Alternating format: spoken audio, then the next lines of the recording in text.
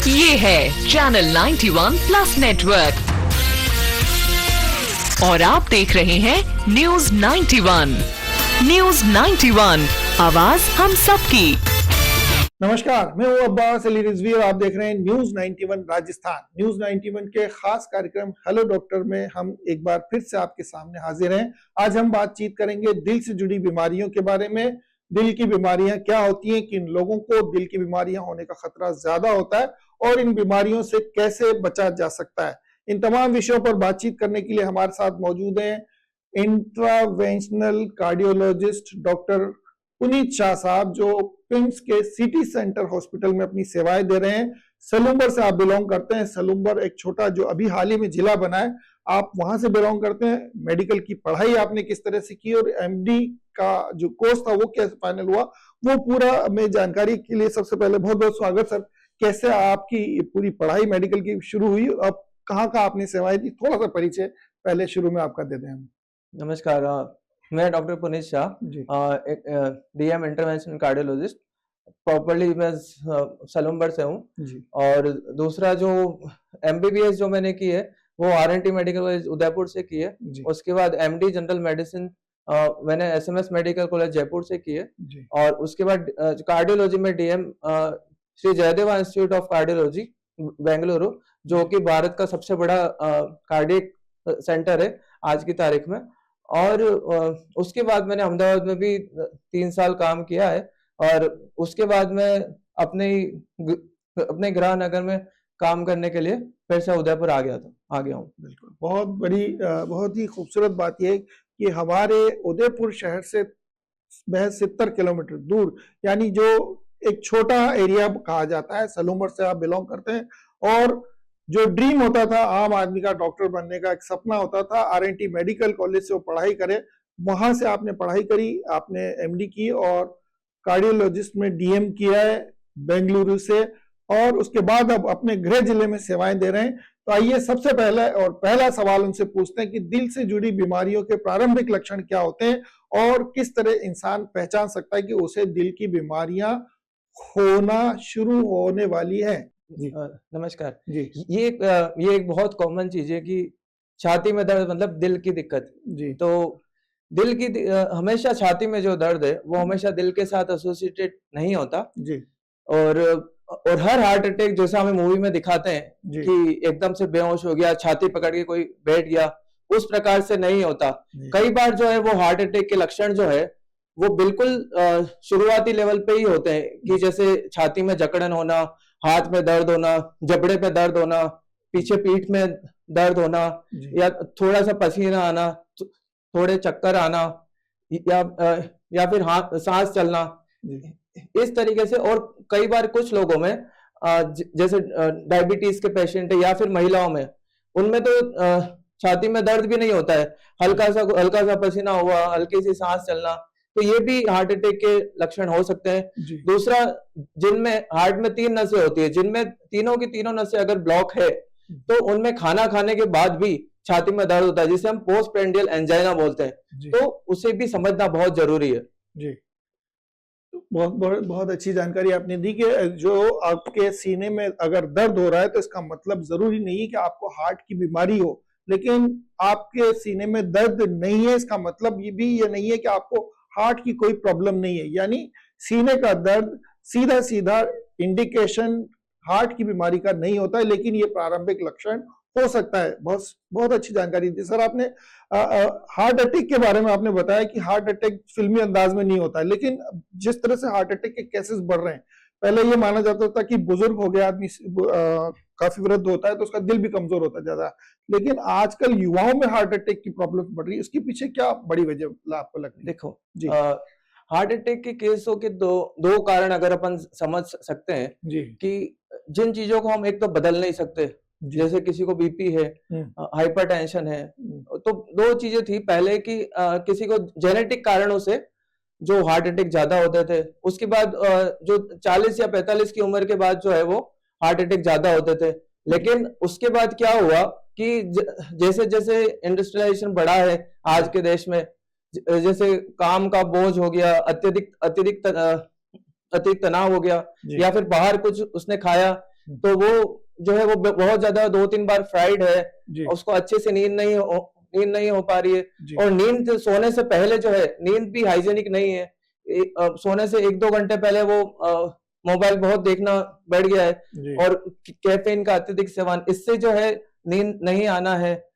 तो इन सब कारणों से जो हवा, खाना और ये सब अपने शरीर की एक्टिविटी, एक्सरसाइज नहीं होना है, वजन बढ़ना है, इन सब कारणों से जो है अभी, और रिसेंटली ये जो कोविड आया है उसके कारण भी जो है वो हार्ट अटैक के चांसेस बहुत बढ़ चुके हैं। बिल्कुल, बहुत बढ़िया आपने जानकारी दी है कि आप अगर रात में देर तक मोबाइल देख रहे हैं या कैफीन का जिसे कहते हैं नींद को, जो आपके नींद को खलल डालने वाली चीजें अगर का सेवन कर रहे हैं, आपकी नींद अगर पूरी नहीं हो रही तो आपको हार्ट की बीमारियों का खतरा हो सकता है। तो हमें सावधान रहना चाहिए कि हम ऐसी चीजों का ज्यादा सेवन न करें जिसकी वजह से हमारी नींद प्रॉब्लम या नींद की वजह से नींद कम हम ले पाते हैं तो हमें हार्ट की प्रॉब्लम ज्यादा हो सकती है।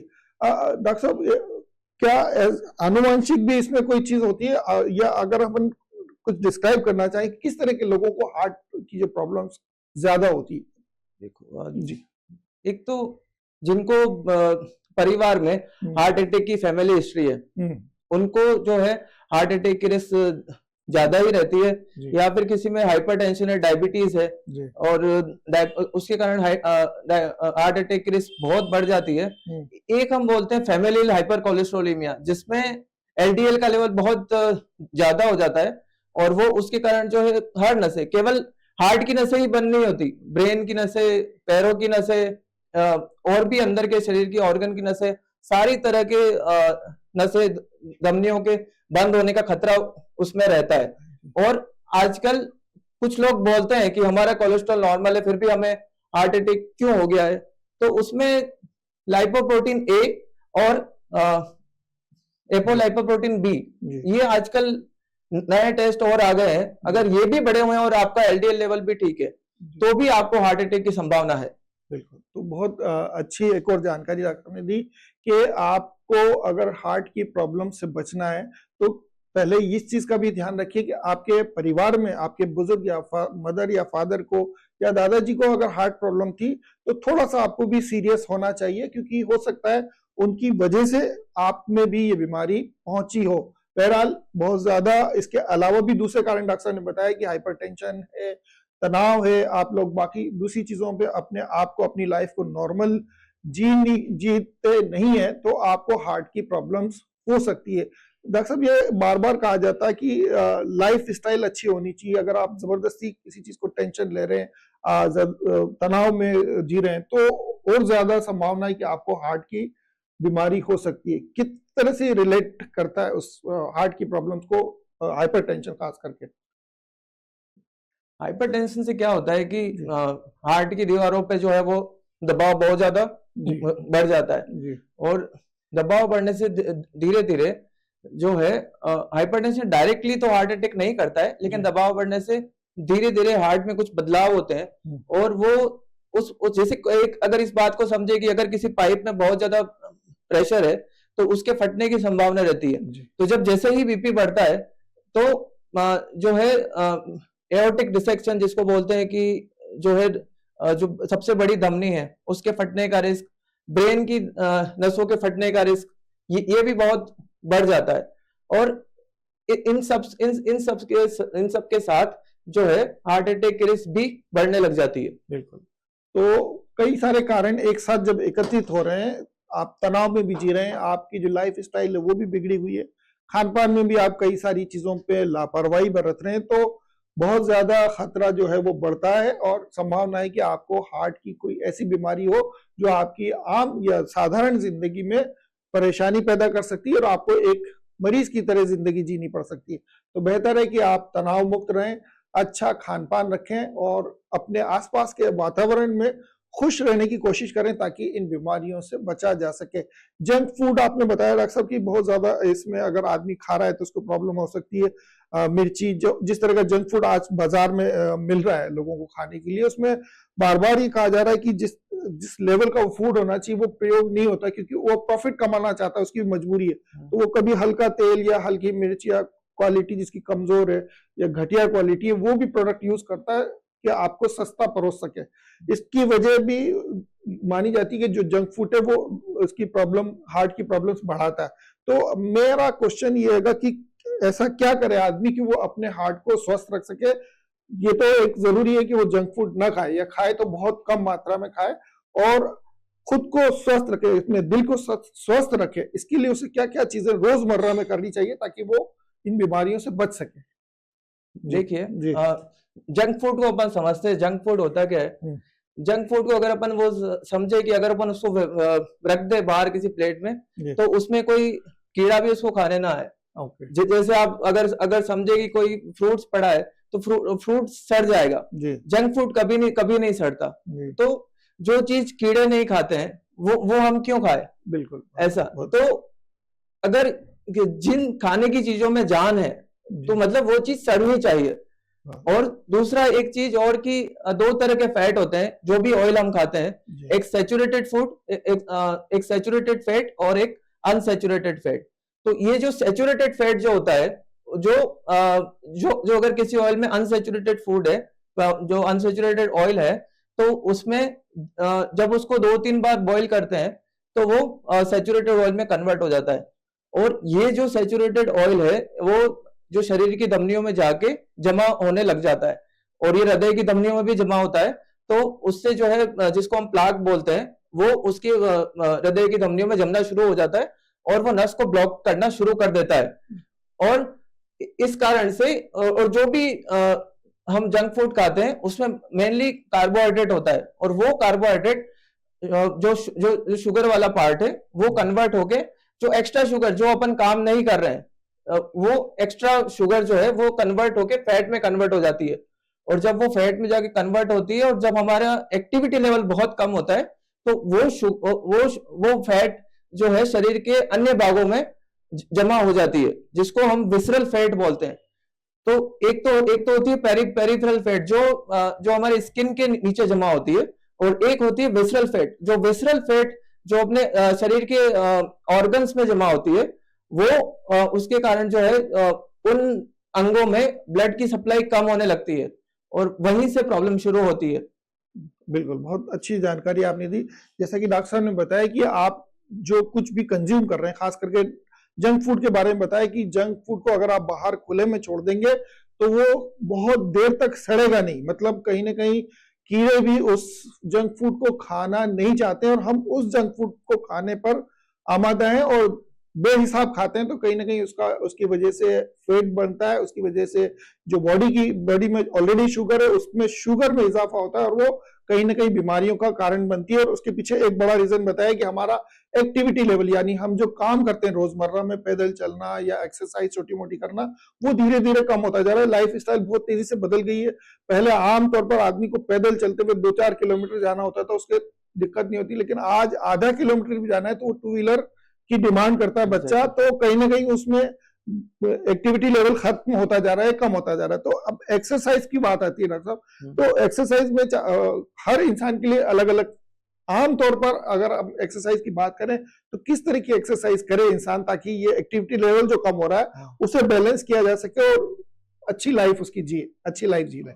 देखो, हर कार्डिक चीज के लिए अगर ये रिकमेंडेड है कि 150 मिनट पर वीक, तो 150 मिनट अगर पर वीक आप एक्सरसाइज कर रहे हैं। अब उसमें 2 तरह की एक्सरसाइज होती है, एक तो स्ट्रेंथ एक्सरसाइज और दूसरी होती है एरोबिक एक्सरसाइज।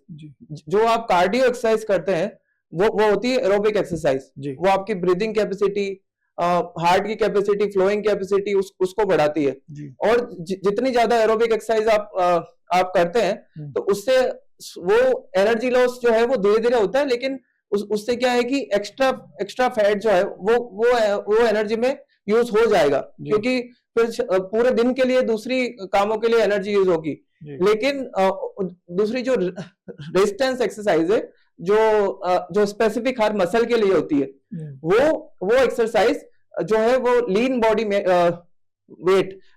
वेट मतलब जो फैट रहित जो अपना वेट है उसको सही करने में हेल्प करती है, अपनी स्ट्रेंथ बढ़ाती है, अपने जो जॉइंट के, और किसी भी अगर इस बात को समझे कि किसी को घुटनों में दर्द है, किसी को कहीं भी किसी जॉइंट में दर्द है, तो वो क्यों है? क्योंकि उस जॉइंट के चारों तरफ की जो मसल है वो उसको सपोर्ट नहीं कर रही, और वो जब उसको सपोर्ट नहीं करेगी तो उसके कारण उस जॉइंट पे प्रेशर पड़ेगा। तो इन एक्सरसाइज से हार्ट का फायदा तो है ही, उसके साथ साथ उस जॉइंट की स्ट्रेंथ भी बनी हुई रहती है, और जब उस जॉइंट की स्ट्रेंथ बनी रहती है तो आपको लॉन्ग टर्म तक ये जो दिक्कतें होती है, घुटनों में दर्द होना, नहीं चल पाना, और तो ये जो है वो इससे काफी मदद मिलती है ये सब कम करने में। इसके साथ साथ अगर कहें तो प्राणायाम भी हमें मदद करता है। प्राणायाम हमको जो है रिलैक्स होने में, शांत होने में मदद करता है, हमारी ब्रीदिंग कैपेसिटी को भी इम्प्रूव करता है। बहुत अच्छी जानकारी दी गई। आजकल का ट्रेंड बन गया है कि लोगों को योग करना है और प्राणायाम करना है, तो उसके बारे में भी आपने बहुत अच्छी चीज बताई कि प्राणायाम भी हेल्प करता है कि आपका हार्ट को हेल्दी बनाए, और साथ साथ जो बड़ी चीज आपने बताई कि अगर एक्सरसाइज कर रहा है तो वो सिर्फ अपने दिल यानी हार्ट को स्वस्थ नहीं कर रहा, अपने जॉइंट्स को भी वो एक्सरसाइज उसके लिए फायदेमंद होती है। बहुत बढ़िया आपने एक चीज दी। सर अब चलते चलते हम चाहते हैं कि उन लोगों को सुरक्षा की बात अपन करें कि अगर अचानक से हार्ट अटैक आ रहा है इंसान को, तो क्या सावधानियां, क्या उसको ऐसा करना चाहिए ताकि वो बच सके और हॉस्पिटल पहुंच सके? अगर अचानक पड़ा है अटैक तो क्या करना चाहिए डॉक्टर? देखो, सबसे पहले कभी भी हार्ट अटैक आए तो सबसे पहले क्या करना चाहिए? एक हम जो शुरू में एक मिथ है कि हमें एक जीभ के नीचे गोली रख लेनी चाहिए जी, उससे जो है हमारा हार्ट अटैक सही हो जाएगा। हाँ। तो आज ये चीज बिल्कुल क्लियर कर दीजिए कि उससे आपका हार्ट अटैक तो बिल्कुल खत्म होना ही नहीं है। ओके, उससे सिर्फ आपका दर्द खत्म होगा, हार्ट अटैक तो रहेगा ही रहेगा जी। तो उसके लिए आपको सबसे पहले पैनिक नहीं होना है। अगर दर्द हो रहा है तो आस्क फॉर हेल्प, या फिर इमरजेंसी के लिए जो इमरजेंसी का नंबर है उस पे फोन करें, अपने घर वालों को फोन करें, पहले थोड़ा सा रिलैक्स हो जाएं, और कभी भी खुद ड्राइव नहीं करनी है। सबसे बड़ी बात ये, खुद ड्राइव नहीं करनी, क्योंकि आप ऑलरेडी एक्साइटेड हो, आपको हार्ट अटैक आया हुआ है, और हार्ट अटैक के दर्द को कैसे पहचानना है? क्योंकि आपको क्या पता कि हार्ट अटैक आया है? एक तो बहुत तेज दर्द होता है कि कोई आपकी छाती दबा रहा हो, इतनी जोर से तेज दबा रहा हो कि आपसे सहन नहीं हो पा रहा, और वो दर्द बैठने पे भी कम नहीं हो रहा है। तो उस तरीके से, अगर इस तरीके से हो तो हमेशा फोन करके हेल्प का प्लान करें। और दूसरा, समय की कीमत को पहचाने। तो समय की कीमत को अगर कोई पहचानेगा तो वो जल्दी से जल्दी हॉस्पिटल पहुंच पाएगा। दरअसल होता क्या है कि हार्ट अटैक के बाद जो है हार्ट की मसल वीक हो जाती है और पेशेंट को सांस में दिक्कत होने लग जाती है। तो अगर हार्ट अपन को डैमेज नहीं करना है तो एक बोलते हैं कि 1 घंटे, हार्ट अटैक के तुरंत बाद 1 घंटे में हॉस्पिटल पहुंच जाना है। और उससे पहले एस्पिरिन की 75 ग्राम की 4 गोली जो है वो चबा के खा लेनी है बस। तो ये जितना जल्दी से जल्दी अपन पहुंचते हैं, डिसीजन में वेट नहीं करना। अटेंडर को, जो साथ में आए हैं उनको भी डिसीजन लेने में वेट नहीं करना है, कौन अच्छा है क्या है। अगर वो नस जरा से भी खुल गई, एंजियोप्लास्टी के टाइम जरा से भी खुल गई, तो ब्लड फ्लो एक बार शुरू हो जाएगा, भले ही वो पूरी ना खुले। एक बार अगर ब्लड फ्लो आ गया, आपने 1 घंटे में अगर उस नस को आपने खोल दिया जो कि नस 100% बंद है, तो पेशेंट की हार्ट की मसल बच जाएगी। और आप सोचो अगर पूरे लाइफ टाइम अगर उसकी मसल बची रहे तो उसके शरीर की एक्टिविटी जो है वो अच्छे से बनी रहेगी, उसको बाद में सांस में दिक्कत नहीं होगी। तो और दूसरा ये आजकल जो है जो ये टैबलेट जो मैंने बताई इकोस्प्रिन, क्योंकि इसको थोड़ा काम करने में टाइम लगता है इसलिए इसको चबा के खाने चाहिए। और दूसरा जो है आजकल सबक्यूटेनियस इंजेक्शन भी जो फ्यूचर में हो सकता है 1 साल या 2 साल बाद आ जाए, वो 10 मिनट में काम करने लग जाए, तो उससे भी, और वो इंजेक्शन का ऐसा रहेगा कि वो आप खुद भी उसको, क्योंकि वो इंसुलिन के पेन की तरह आएंगे, तो आप तुरंत लगा सकते हैं। लेकिन उससे ऐसा नहीं है कि हार्ट अटैक चला जाएगा, लेकिन हार्ट अटैक की जो कॉम्प्लिकेशन है या जो भी और आगे डैमेज होना है वो थोड़े टाइम के लिए रुक जाएगा। तो अगर जो तुरंत डेथ जो होने वाली है वो इसमें काफी रुक जाएगी। तो आप देखेंगे समय पे आने के साथ 1 साल 2 साल जैसे जैसे आगे बढ़ेगा वैसे वैसे ट्रीटमेंट में भी इम्प्रूवमेंट आ रहा है। तो पहले तो क्या था कि ट्रीटमेंट की सुविधा नहीं थी, लेकिन अब के जमाने में क्या हो गया, ट्रीटमेंट है लेकिन मरीज लेट करते हैं और डिसीजन लेने में लेट करते हैं। तो आजकल डॉक्टर जल्दी पहुंच जाते हैं, मरीज लेट करते हैं डिसीजन लेने में, सोचने में, करने में। तो अगर आप समय खराब करेंगे तो ये सोचे कि आपकी हार्ट की मसल तो अंदर डैमेज हो ही रही है। जी जी। तो इसीलिए समय वेस्ट बिल्कुल ना करें। डॉक्टर साहब के पास जितना जल्दी आप पहुंचेंगे उतना जल्दी इलाज शुरू हो सकेगा। अगर गोल्डन आवर की बात करिए, डॉक्टर साहब ने बताया 1 घंटा जो, तो कितना होता है गोल्डन आवर का जो पीरियड है वो कितना टाइम का माना जाता है कि जब उसके लगे कि अब हार्ट अटैक आ गया है, तो कितनी देर में उसको कम से कम हर हालत में डॉक्टर साहब के पास पहुंच जाना चाहिए? देखिए, गोल्डन आवर जो है, अगर बेस्ट की बात करें जी, तो अगर 1 घंटे में अगर वो 100% अगर नस बंद है और 1 घंटे में आप हॉस्पिटल पहुंच के अगर वो नस खुल जाए जी, तो आपकी 100% रिकवरी है। जी। आपको हार्ट की मसल को कोई भी डैमेज नहीं होगा।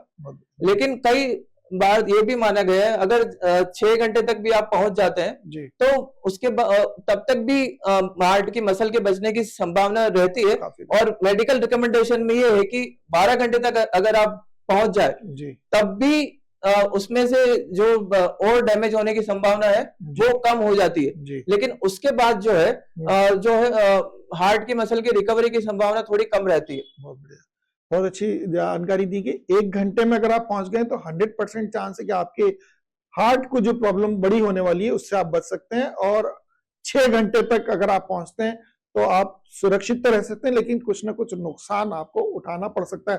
तो गोल्डन आवर की बात जैसे डॉक्टर ने बताई कि अगर आप 1 घंटे के अंदर अंदर डॉक्टर साहब के पास पहुंच गए, हॉस्पिटल पहुंच गए, तो बहुत ज्यादा संभावना है कि आपके दिल को बहुत बड़ी डैमेज होने से बचाया जा सके, और हार्ट अटैक जो है उसको काफी हद तक ठीक करने की कोशिश की जा सकती है।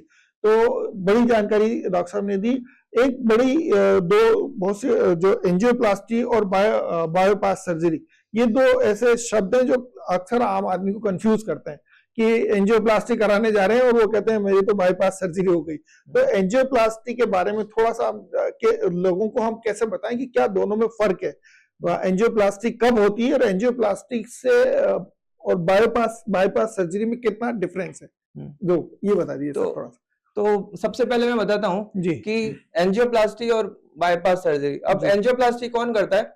एंजियोप्लास्टी हम करते हैं इंटरवेंशन कार्डियोलॉजिस्ट, जी। जिसमें हम मरीज को बेहोश नहीं करते हैं। जी, और बाईपास सर्जरी करते हैं वो जो करते हैं वो कार्डियक सर्जन करते हैं, जिसमें वो मरीज को बेहोश करते हैं। जी, एंजियोप्लास्टी क्या है कि जो नस ऑलरेडी है आपके पास, जो 3 नस है जिससे ब्लड सप्लाई होती है हार्ट को, उसमें से किसी नस को खोलना। जी, लेकिन जो बाईपास है और उसमें क्या है, पैर की नस से या फिर छाती की नस से, जिसको आर्टरी को लीमा बोलते हैं, जी, वहां से जो है दूसरा रास्ता बनाना और हार्ट को सप्लाई देना।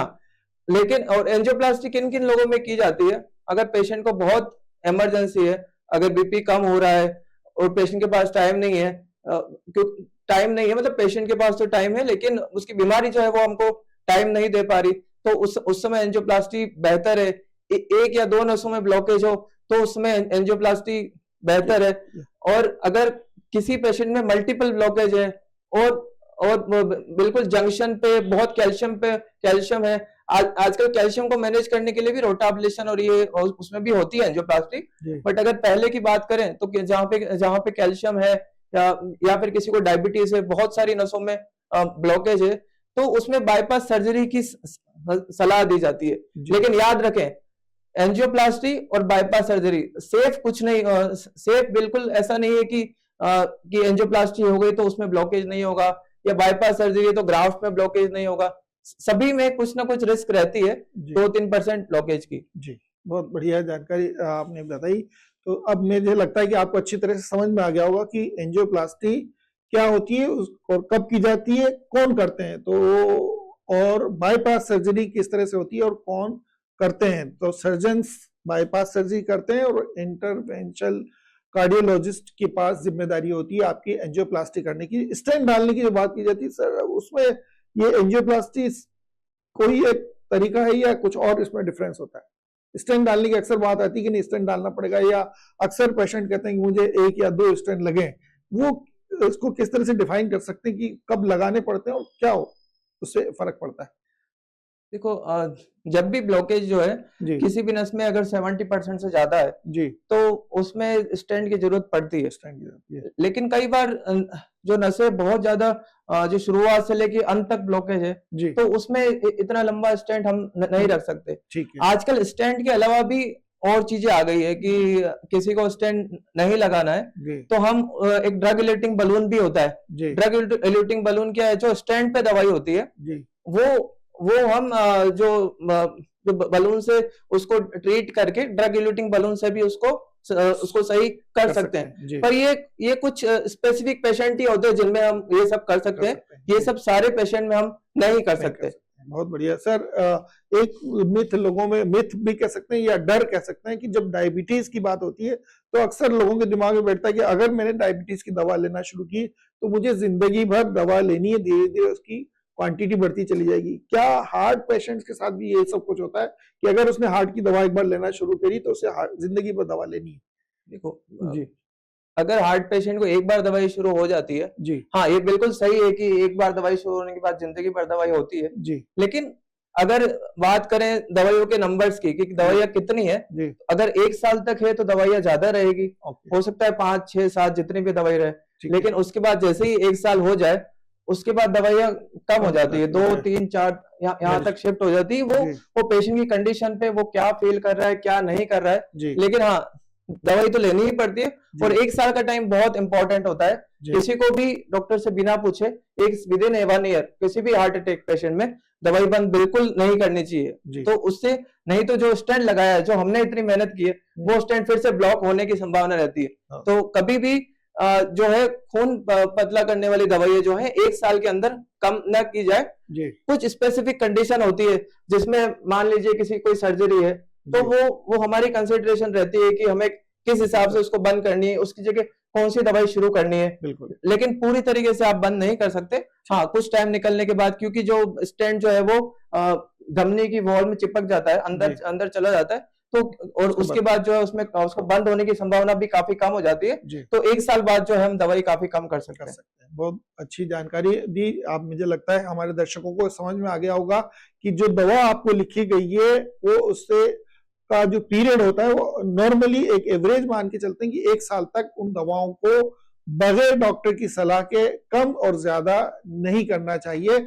जब तक डॉक्टर आपको सलाह नहीं दे कि आप ये दवा आप कम कर सकते हैं, तब तक अपनी मर्जी से किसी दवा को कम या ज्यादा नहीं करना चाहिए। बहुत अच्छी चीज सर। कोविड के बारे में बाद से लोगों में जिस तरह से आज केसेस दिखाई दे रहे हैं कि चलते चलते आदमी गिरता है और उसकी डेथ हो जाती है, चलते चलते खाना खा रहा है के लिए बैठा है और डेथ हो गई। तो कोविड के बाद कितना फर्क आया है? कोविड में कोविड बीमारी की वजह से और कोविड के इलाज के लिए जो इंजेक्शन लगे थे उनसे क्या कुछ जो हार्ट पेशेंट या हार्ट की जो बीमारियां थी उनमें कुछ फर्क आया है? कोविड के बाद क्या हुआ है कि जो इन्फ्लामेशन की रेट है, जिसको हिंदी में बोले तो सूजन जो है वो जो शरीर की धमनियों में जो सूजन है, इन्फ्लामेशन जो है वो बढ़ चुका है। जो क्लॉट बनने की रिस्क है वो भी बढ़ चुकी है। उस कारण से जिन पेशेंटों में पहले हार्ट अटैक नहीं होते थे वो अब उनमें होना शुरू हो चुके हैं। और ये जो बात है कि तुरंत गिरना, 5-10 मिनट में डेथ होना, ये अपनी पेशेंट की अपनी किस्मत है। और किसी में 3 नसों ब्लॉकेज हो तब भी उसमें डेथ नहीं होती, किसी में 1 नस हो तो भी उसको 5 मिनट नहीं मिलेंगे जी। और किसी में जो है वो 3 बार हार्ट अटैक आ जाए स्टेंट के बाद भी तो भी उसको कुछ नहीं होगा, वो आ जाएगा हॉस्पिटल में, उसका इलाज हो जाएगा। तो ये जो हार्ट अटैक के बाद कितना क्या होगा, कितना टाइम रहेगा, ये आप और मैं डिसाइड नहीं कर सकते। ओके, बहुत बढ़िया जानकारी दी। लेकिन डॉक्टर साहब ये माना जाता है कि आदमी अगर फिट है तो उसे हार्ट की प्रॉब्लम कम होगी। क्या जो आदमी फिट है उसको भी हार्ट अटैक तो आने की संभावना रह सकती है, होती है और आ सकता है क्या?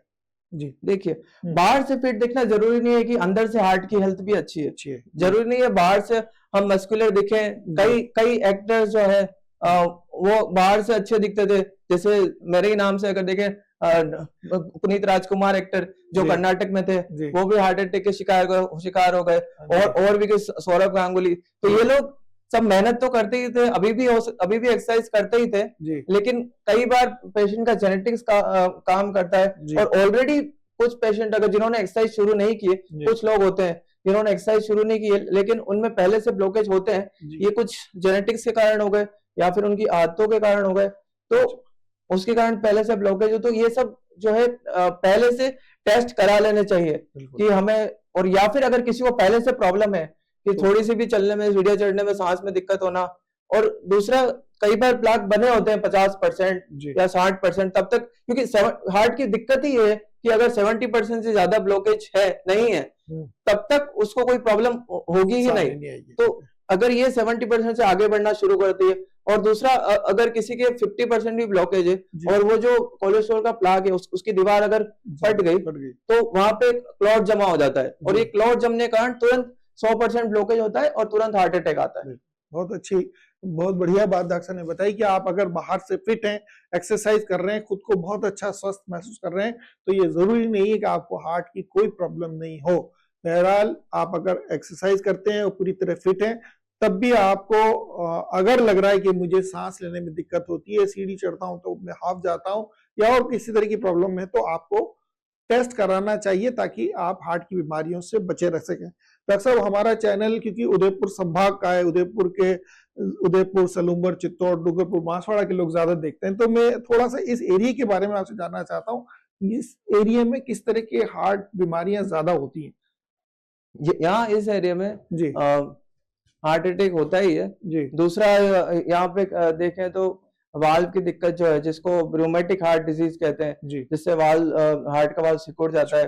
दूसरा, जो रिदम प्रॉब्लम है, सुप्रावेंट्रिकुलर टैकीकार्डिया, और इस तरह की बीमारियां भी कुछ कुछ लोगों में पाई जाती है, या फिर जन्मजात जो है वो दिल में छेद होना, ये इस तरह की सारी बीमारियां इस एरिया में पाई जाती है। और ये जो है वो जो समय के साथ, ऐसा नहीं कि पहले नहीं होती थी, पहले भी होती थी, आजकल अवेयरनेस ज्यादा हो गई है, लोगों को ज्यादा पता लगने लगा है, और सुविधाएं भी इस क्षेत्र में अच्छी हो गई है। यहाँ अगर मैं बात करूं, मैंने भी जो सीखा है वो जयदेवा इंस्टीट्यूट बेंगलोर से सीखा है, जो कि भारत का सबसे बड़ा कार्डियोलॉजी इंस्टीट्यूट है।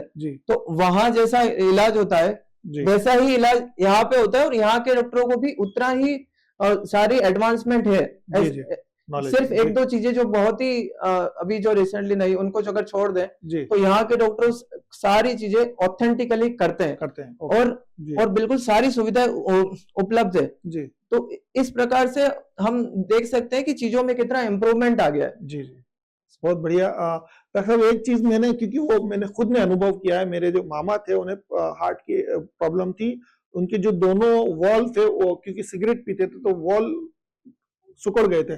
तो यहाँ जब हमें लगा कि उदयपुर में अच्छा इलाज नहीं था, हम अहमदाबाद चले गए। अहमदाबाद में हमें इस तरह से डरा दिया गया कि अगर आप बिना ऑपरेशन के उदयपुर चले गए तो हमारा कोई रिस्क नहीं, इनकी डेथ हो सकती है।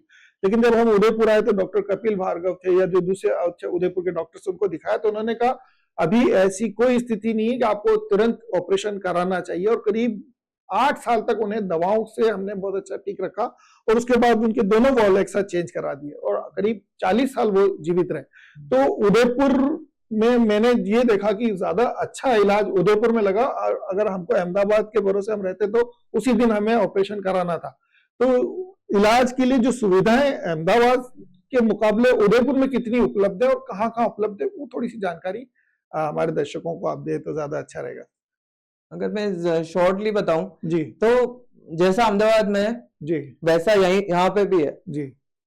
वो कोई एक्स्ट्रा इलाज नहीं करते जो हम नहीं कर सकते। जी पहली बात तो ये बिल्कुल क्लियर है। ठीक है। और हमें भी सारा थ्योरेटिकली टेक्निकली जितना भी है वो सारा नॉलेज है। मैंने खुद ने भी दो साल अहमदाबाद में काम किया है जी। तो मुझे यहाँ पे भी काम किया था, उससे पहले वहां पे भी काम किया, तो मुझे पता है कि कौन क्या कर रहा है।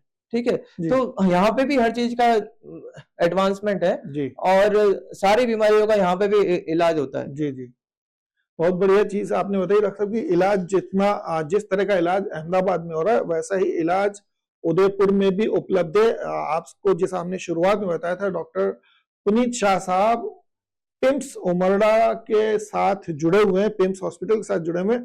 तो पिम्स के बारे में थोड़ा सा बताइए सर, यहाँ पे किस तरह की जो सुविधाएं हैं, किस तरह की जो इक्विपमेंट्स अवेलेबल हैं वो, और कितना जल्दी इंसान को बीमारियों से मुक्ति दिलाने में हमारे पिम्स हॉस्पिटल में जो डॉक्टर्स की टीम है या जो इक्विपमेंट्स हैं वो सपोर्ट करते हैं, थोड़ा सा उस बारे में जानकारी। हाँ जी,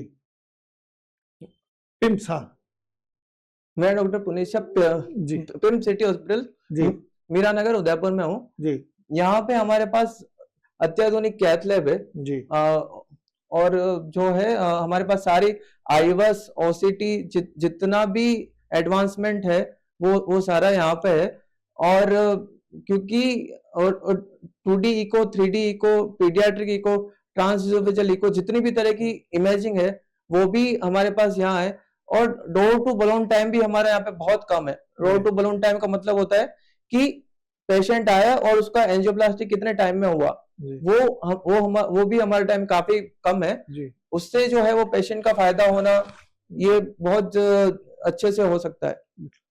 बहुत बड़ी आपने जानकारी दी कि जो भी सुविधाएं अहमदाबाद में या गुजरात में अवेलेबल है, तकरीबन 100% वो सभी सुविधाएं उदयपुर में और खास करके पिम्स में उपलब्ध है। जैसा डॉक्टर साहब ने बताया कि जो बीमार या पेशेंट्स पिम्स हॉस्पिटल पहुंचते हैं उन्हें एक तो कम समय में डॉक्टर और हॉस्पिटल की सुविधाएं मिल जाती है, और वो जो सुविधाएं गुजरात या अहमदाबाद में उपलब्ध हैं वो तमाम सुविधाएं उदयपुर में भी उपलब्ध हैं। एक मंत्र के बाद में, क्योंकि हम चलते चलते हमारे दर्शकों को एक छोटा सा मंत्र देना चाहते हैं कि उन्हें किस तरह से अपने आप को स्वस्थ रखने के लिए हम गाइड करें कि वो बीमारियों से बचे रह सकें। तो एक छोटा सा मंत्र खाने पीने के बारे में या लाइफ स्टाइल के बारे में आप बताना चाहें दर्शकों को कि वो क्या ऐसा काम करें कि स्वस्थ रह सके, और ऐसा क्या खान पीन से बचे ताकि वो बीमार न पड़े, खास करके दिल की बीमारियों से वो महफूज रह सके। तो सबसे पहले खुद को पहचाने कि आपको क्या दिक्कत हो रही है। दिक्कत हो रही है तो तुरंत पहुंचे। दिक्कत 4 होती है हार्ट में: धड़कन का बढ़ना या घटना, छाती में दर्द होना, सांस में दिक्कत होना, या फिर चक्कर आना, और या फिर पैरों में सूजन कहीं होना। ये अगर दिक्कत है तो तुरंत पहुंचे और हार्ट का चेकअप जरूर कराएं। और आजकल तो 30-35 साल के में भी हार्ट अटैक हो रहे हैं। मैंने जो यंगेस्ट पेशेंट देखे हैं वो 16 ईयर में भी हार्ट अटैक हो रखा है। 16 ईयर 16 साल बच्चे ही होते हैं उसमें। लेकिन ये है कि जनरली 30 के बाद अगर कोई प्रॉब्लम है तो तुरंत हार्ट चेकअप कराएं। अगर नहीं है तो एटलीस्ट 40 साल के बाद तो ईयरली चेकअप करा ही लें एक बार। हाँ, और दूसरा जो है जंक फूड है, कोलेस्ट्रॉल की, हाई कोलेस्ट्रॉल की चीजें हैं, या और दूसरा अच्छे से नींद लें। स्मोकिंग को बिल्कुल बंद कर दें। स्मोकिंग, तंबाकू, इन सबको बिल्कुल बंद कर दें। और जो है अच्छे से जो फ्रेश फूड्स हैं, फ्रूट्स हैं, ये अच्छे से खाएं। जी, बहुत बढ़िया। बहुत बहुत शुक्रिया सर, आपने बहुत लंबा समय हमारे को दिया और बहुत सारी जानकारियां दी। और उदयपुर के बारे में खास करके डॉक्टर साहब ने बताया कि किस तरह की प्रॉब्लम्स उदयपुर संभाग के जो लोग हैं उन्हें आ रही है, और पिम्स के बारे में भी आपको बहुत सारी चीजें पता लगी। अगर आप अपना कोई सवाल हमसे पूछना चाहते हैं तो हमारे YouTube चैनल के जरिए हमें व्हाट्सएप करके अपना सवाल भेज सकते हैं। हम कोशिश करेंगे आपका सवाल डॉक्टर साहब तक पहुंचाएं और उसका जवाब भी आपको तुरंत मिल सके। डॉक्टर साहब का मिलने का समय एक बार आपको फिर से मैं उन्हीं के जरिए चाहता हूं कि वो बताएं कि वो कहाँ उपलब्ध होते हैं और उनका क्या टाइमिंग होता है, और आपसे अगर डायरेक्ट मिले तो क्या समय उन्हें और किस तरह से मिल सकते हैं सर। नमस्कार। मैं कार्डियक के लिए तो आप जब भी आएंगे हॉस्पिटल में मैं आ ही जाऊंगा। बट अगर एक ओपीडी के टाइम की बात करें तो मॉर्निंग 9 to और आफ्टरनून में 3 PM तक पिम्स सिटी हॉस्पिटल मीरा नगर में उपलब्ध रहता हूँ। आप कभी भी मुझसे आके मिल सकते हैं। ओके, एक छोटा सा डॉक्टर साहब मैं चाहता हूं, आम आदमी को क्योंकि खर्चा भी बहुत डर लगता है उसको, तो जो छोटा सा टेस्ट होता है, कम से कम खर्च में क्या ऐसे टेस्ट किए जा सकते हैं ताकि वो अपनी दिल के अंदर जो बीमारियां उन्हें पता लग जाए उसको, जो टेस्ट आपने बताया उनमें एक एवरेज अगर हम माने तो क्या ये सोच के वो जाए कि अगर मैं जा रहा हूं तो मुझे 2-4-5 हजार रुपए में मेरे ये टेस्ट हो जाएंगे और मुझे पता चल जाएगा कि मेरी दिल के अंदर क्या प्रॉब्लम है और कैसे मुझे ठीक करना है। तो टेस्ट जो कराने हैं वो ECG, इको, ट्रेडमिल टेस्ट और लिपिड प्रोफाइल टेस्ट, ये तो कराने ही चाहिए। लिपिड, इनका एवरेज बजट क्या होता है डॉक्टर साहब? अगर आप वैसे माने तो वेरी भी कर सकता है थोड़ा बहुत, बट एवरेज मान के चलें तो 3-4 हजार में हो जाते हैं सारे। चलिए, तो बहुत बड़ी चीज है। अगर आप ये घबराहट या डर दिमाग में बिठाए बैठे कि अगर मैं हॉस्पिटल जाऊंगा तो मुझे बहुत बड़ा खर्चा मेरे सर पे आ सकता है, ऐसा दिमाग से निकाल देना चाहिए। सिर्फ महज जैसा डॉक्टर साहब ने बताया कि 3 से 5 हजार रुपए के अंदर वो तमाम टेस्ट जो डॉक्टर साहब बता रहे हैं वो आप कर सकते हैं या करवा सकते हैं और आप पता लगा सकते हैं कि आपको आपका हार्ट कितने % काम कर रहा है और कितनी बीमारी होने की संभावनाएं अभी है और कब आपको सीरियस होकर दिल की बीमारियों के बारे में फोकस करना चाहिए और उनका इलाज करना चाहिए ताकि आप लंबे समय तक स्वस्थ रह सकें। बहुत बहुत शुक्रिया डॉक्टर साहब, हमारे स्टूडियो में पधारे और बहुत अच्छी धन्यवाद। जानकारी आपने दी। अगर आपको लगता है कोई सवाल ऐसा था जो आपको या आपकी तरफ से हमें पूछना चाहिए था तो हमें जरूर लिखें, हम कोशिश करेंगे डॉक्टर साहब को एक बार फिर बुलाएं स्टूडियो में और आपके उन सवालों का भी जवाब दे सकें।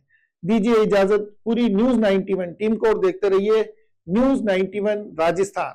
नमस्कार। ये है चैनल 91 प्लस नेटवर्क और आप देख रहे हैं न्यूज 91। न्यूज 91 आवाज हम सबकी।